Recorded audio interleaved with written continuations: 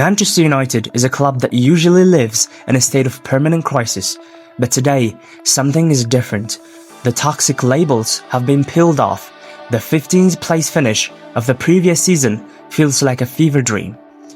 Under the interim guidance of Michael Carrick, the Red Devils have just secured their 8th win in 12 matches. They're sitting third in the Premier League. The football is fluid, the defense is organized, and for the first time in a decade, there is a sense of inevitability at Old Trafford. But how did we get here? How did the man who quietly patrolled the midfield for 12 years become the most sought-after manager in England? This isn't just a new manager bounce. This is the rise of the quiet architect. Today, we look at the true story of Michael Carrick's ascent.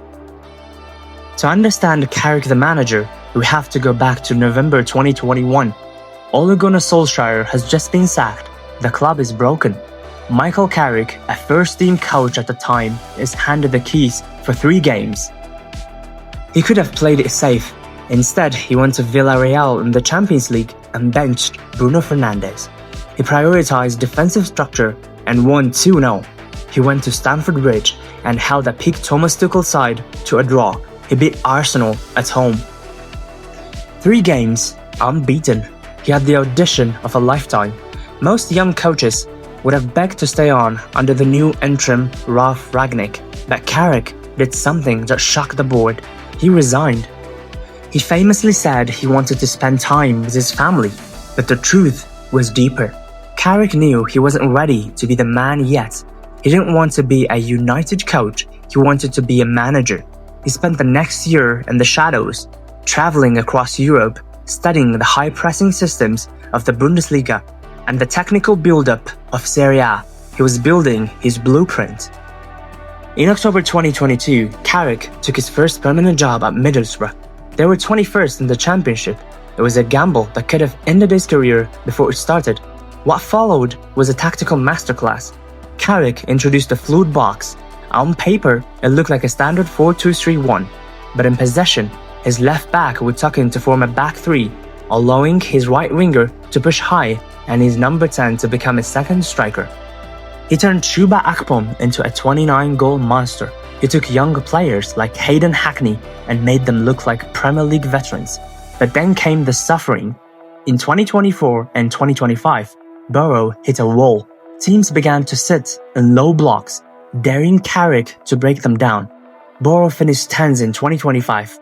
Critics called him dogmatic, too married to his passing style. Carrick left Middlesbrough in June 2025. He didn't see it as a failure. He saw it as his PhD in management. He had learned how to win, how to lose, and most importantly, how to adapt. Fast forward to January 2026. Manchester United is back in the mud. Ruben Amorim's 3-4-3 system has stalled. The players look exhausted. Sir Jim Ratcliffe and the INEOS team need a stabilizer. They turn to Carrick. This time, he doesn't walk away. Since January, Carrick has achieved what no United manager has done since Ferguson. He made the game look simple. He ditched the complex wing-back roles and went back to a double pivot midfield, the very position he mastered as a player. He gave Bruno Fernandes tactical freedom in the number 10 spot and stabilized a backline that had been leaking goals for 2 years. Under Carrick, United has kept 7 clean sheets in 11 games. Just last week, reports surfaced of a secret meeting between Carrick and Ratcliffe. The fans are chanting his name. Even club legends like Teddy Sheringham are publicly demanding he gets the permanent job, but Carrick remains Carrick. In his press conference yesterday, he said, "I'm not chasing deadlines, I'm chasing performance." He has become the anti-Amorim. Where Amorim was about strict philosophy, Carrick is about flexibility.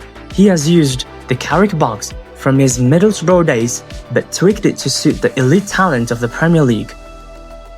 Michael Carrick's rise in 2026 isn't a fluke of luck. It's a result of a man who was willing to step back to move forward.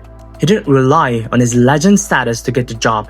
He relied on his tactical growth in the championship trenches.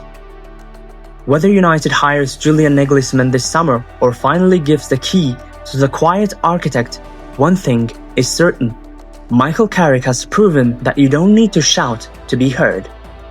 He's not just a caretaker anymore, he's the man who fixed Manchester United. But what do you think? Should INEOS stop the search and give Carrick a 5-year deal? Or is this just a honeymoon period? Let me know in the comments below. Don't forget to like and subscribe for more.